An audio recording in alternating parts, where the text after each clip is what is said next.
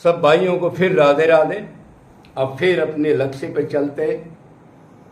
कब switch off हो जाए, कब शरीर छूट जाए, सामान छोड़ना है तो असली सामान के लिए मिला है। असली सामान वो है जो कभी छूटे नहीं, और वो तो दिव्य शरीर मिलने के बाद ही होगा। ये माइक शरीर तो आपने पता है। तो उसने पूछा है जी, अगर हम भक्ति ही श्रेष्ठ है तो दान, योग, यज्ञ, तप, कर्म कांड क्यों करें? मतलब सभी कहते हैं कि भक्ति के बगैर आनंद की प्राप्ति नहीं होगी। उसका मतलब ये है, तो दान, योग, यज्ञ, तप, कर्म कांड, तपस्या वगैरह क्यों करें? ठीक है भाई, क्या मतलब है? भक्ति के पहलू है सब है? दान, धर्म, दया, ये जो भक्ति के पहलू है। अच्छा जी, तो देखो जी, जितने भी, अब मोटी बात हम एक लाइन में लेंगे। पहले भक्ति का मतलब पहले हमने समझना है, बहुत बार बता दिया। भक्ति का मतलब जिससे हम बिछड़े हैं, भगवान राम कृष्ण, उससे मन का प्यार, अटैचमेंट, मन का।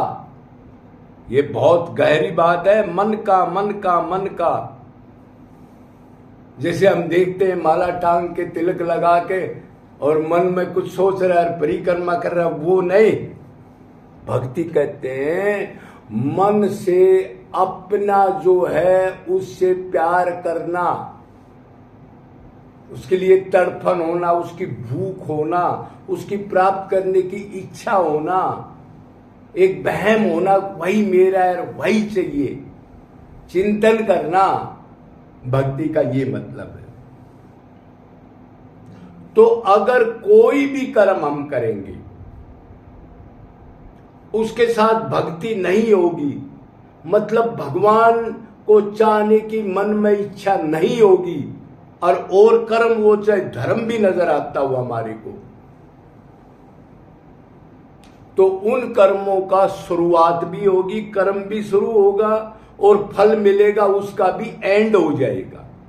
मतलब कर्म किया आपने, उसका एंड हुआ। एक कोई यज्ञ किया आपने, तो 1 घंटे, 2 घंटे, 6 महीने, 1 महीने, उसका एंड हो गया। और जब भगवान ने नोट किया तो उसका फल देगा, तो भी एंड हो जाएगा। एंड होने वाली चीज निरर्थक है, मतलब वो आत्मा का मटेरियल नहीं है। तो उससे शांति कैसे मिलेगी? आत्मा तो नित्य है न, सदा है न, भगवान का अंश है न। और एंड होगी जो चीज, उससे उसको सुख कैसे मिल सकता है? मतलब ये सारे कर्म धर्म जो है बगैर भक्ति के मिटने वाले, नष्ट होने वाले। तमोगुण का कर्म होगा, वो कहां ले जाके पटक देगा? नरक में। रजोगुण का होगा, वो मृतलोक पर पटक देगा आपको फल दे करके। और सतोगुण का फलक होगा ये दान, यज्ञ, तप वगैरह, ये स्वर्ग तक ले जाएंगे। स्वर्ग में भी एक अवधि है, जितने दिन आपने पुण्य कमाया, जितना बैंक में पैसा हुआ, वो जब आप निकलवा लोगे तो फिर बैंक वाला बाहर निकाल देगा, इधर भीड़ ना करो, बाहर जाओ। ये इसका मतलब ये है। तो आपने सवाल किया, अगर भक्ति श्रेष्ठ है तो दान, योग, यज्ञ, तप, सेवा क्यों करें हम? तो वो इसलिए करें, अब जो भक्ति करता है उसको भी ये कर्म तो करने चाहिए। दया, दीनता वगैरह उसमें आ जाती है, ये दैवी गुण है। और जो भक्ति नहीं करता, भगवान से प्रेम नहीं करता, ये कर्म धर्म में ही लगा रहता है। शास्त्रों में ये लिखा है, ये करो, ये करो, ब्राह्मण, क्षत्रिय, वैश्य, शूद्र, वानप्रस्थ, ब्रह्मचारी, गरज, संन्यास, अलग अलग करो, ये करोगे तो ये करोगे, उनको प्रॉपर निभाओगे तो लेबर ज्यादा है उनके अंदर, क्योंकि विधि विधान बहुत है। ऐसे बैठो, ऐसे बैठो, ऐसे जल डालो, अब ये कि यज्ञ का ही लगा लो। एक तो पहले ब्राह्मण ही होना चाहिए, वही यज्ञ कर सकता है। एक देश काल, किस जगह पर करना है, किस समय करना है, ये नहीं हमारा मन कर रहा है कि हमारा ये कमरे के अंदर हम यज्ञ कर ले, वो तो जानता ही नहीं। उसमें विधि विधान होते हैं, देश काल, परिस्थिति, यजमान, मंत्र का ठीक उच्चारण, उच्चारण करने वाली की नीयत ठीक, और जो यज्ञ करा रहा है उसका भी मन, ये सारी चीज प्रॉपर हो। देखो कितना ध्यान रखना पड़े आपको, और फल इसका अगर ठीक ठीक किया तो मिल जाएगा, और गलत किया तो उल्टा भी मिल सकता है। तो मेन काम है भक्ति। अगर भक्ति आप नहीं करते, भगवान प्यारा नहीं लगता, आपको धर्म कर्म आपको प्यारा लगता है, तो फिर उसको तो ये धर्म कर्म नहीं छोड़ना चाहिए। इसका मतलब ये नहीं है धर्म कर्म भी छोड़ दो और भगवान से प्यार भी ना करो, वो तो विकर्मी बन जाएगा, उसका कर्म निकृष्ट हो जाएगा, वो गिर जाएगा अपने कर्म से। कर्म अकर्म विक्रम निषिद्ध कर्म नित्य कर्म विविध कर्म, ये इस प्रकार के कर्म है न, तो विकर्मी ना बने। इसलिए भगवान ने कहा है, अब जब तक संसार मरो, माँ का, बाप का, पितर का, देवता का अगर भक्ति नहीं करे तो ये कर्म तो जरूर कर लेना, ताकि पतन ना हो, नीचे योनियों में ना जाओ, कम से कम वहां तक तो ठीक रहो आप। तो इसलिए आपने कहा है अगर भक्ति श्रेष्ठ है तो दान, योग, यज्ञ, तप, कर्म कांड क्यों करें। तो भाई अगर भक्ति नहीं करो तो इनको तो मत छोड़ना, नहीं इनको भी छोड़ जाएंगे तो फिर हम तो मनुष्य रहे नहीं, पतन हो जाएगा। हम शास्त्र को नहीं मानते ना भगवान को मानते, इसका मतलब तो ये हो गया। तो मेन है भक्ति, उससे संसार चक्कर छूटेगा, और भक्ति भी निरंतर हो, निष्काम हो, अनन्य हो, और क्षत्रिय ब्रह्मनिष्ठ गुरु की भक्ति भी हो, भगवान राधा कृष्ण की भक्ति भी एक सी हो, दोनों की भक्ति हो, दोनों से प्यार हो, दोनों का चिंतन हो।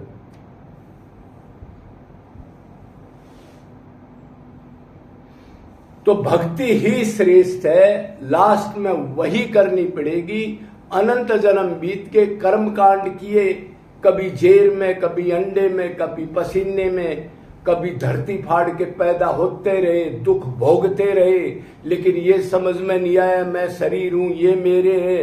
वो गधे कुत्ते में भी बनाए बच्चे माँ बाप, आदमी में भी बनाए, लेकिन अब तक भरम नहीं गया कि इनमें सुख है और ये मेरे, मतलब अपने को आत्मा नहीं माना, और आत्मा का सुख क्या होता है ये आज तक नहीं माना हमने।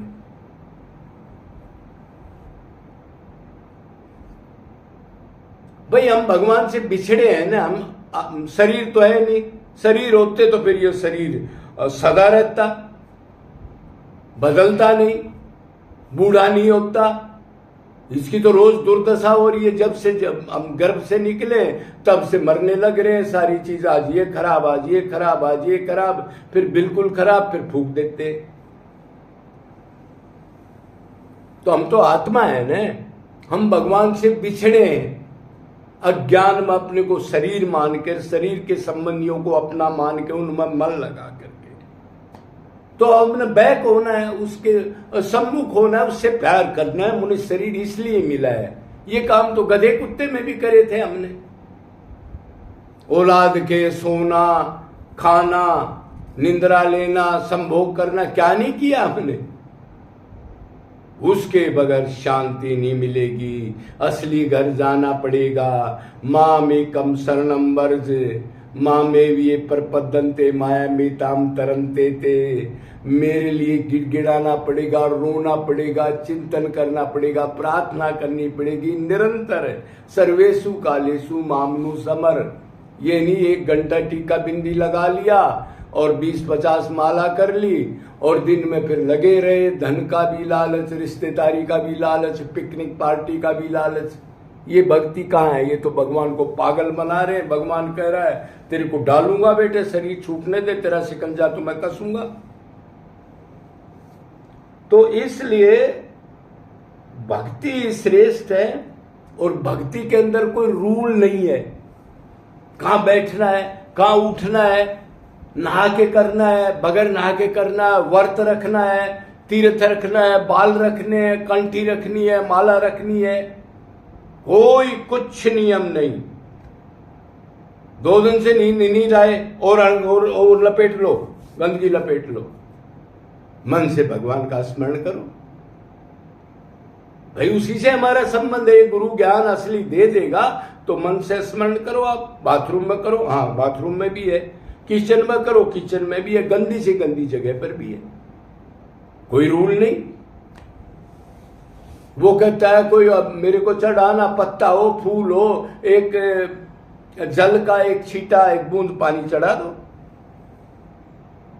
कोई नियम नहीं है।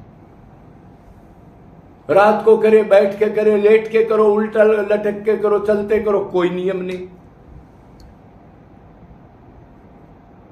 बस प्यार करो, मेरे मन लगाओ। मन होता है, प्यार होता है मन से।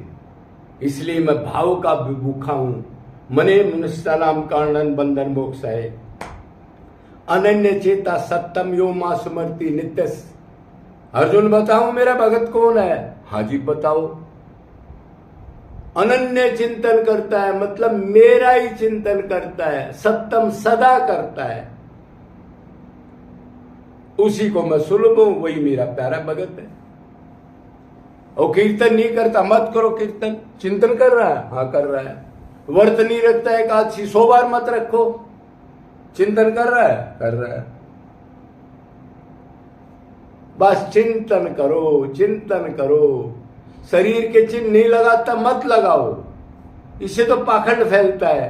टिक्का, बिंदी, अड़ंग बड़ंग संप्रदाय, अलग तरह तरह का विधान।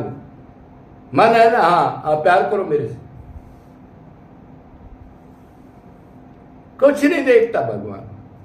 मन से प्यार करो, योगक्षेम भी करेगा, सरल भी है, दास भी बन जाएगा। अंतकरण शुद्ध होने पर आप दिव्य शरीर, दिव्य ज्ञान, दिव्य इंद्री, दिव्य लोक सब कुछ दे देगा। इसलिए आप समझ गए होगे, अगर भक्ति श्रेष्ठ है तो दान, योग, तप, कर्मकांड क्यों करें? बोलो वृंदावन बिहारी लाल की जय।